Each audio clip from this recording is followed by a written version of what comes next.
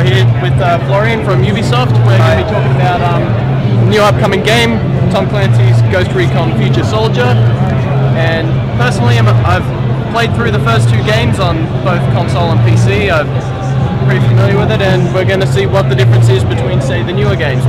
Basically, let's talk about it. Yeah, so Ghost Recon Future Soldier is our new third-person tactical shooter.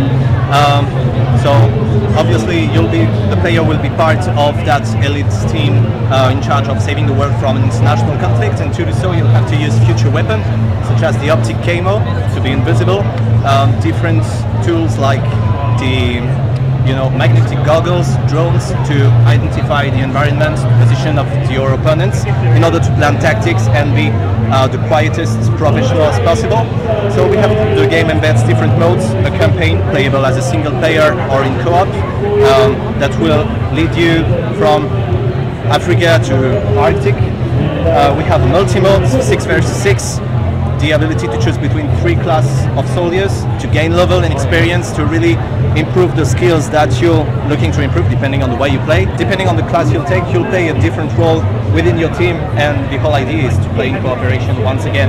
But the good thing about Ghost Recon is anything can happen at any moment depending on the choice you'll take in the game. You can play tactical, but if you fail, the gameplay will change into a very fast-paced shooter, and you'll have to improvise to take really fast decisions and to play with your teammates as best as you can to achieve your goals. I've seen footage of the gameplay. There's a very Gears of War feel if everything happens to go to hell and you happen to break out into a big shoot 'em up. Yeah, you can compare it that way. It's really we improved the game that way compared to the previous version, so that it's been more demanding in terms of action.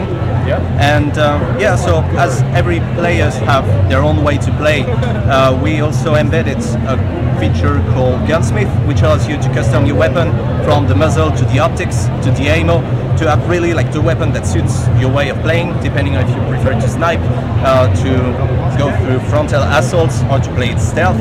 So yeah, there's everything in the game so that you feel comfortable and you defeat like your opponents online and also in the campaign mode.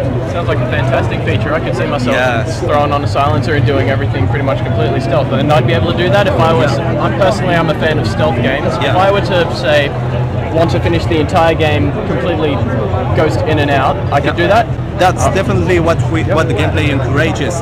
To play it stealth, this is safer. You get rewarded better if you play it stealth, but as in the real life, I mean, something can happen and you have to improvise, Last mode we can talk about it is the guerrilla mode. It's a new mode, so survival mode.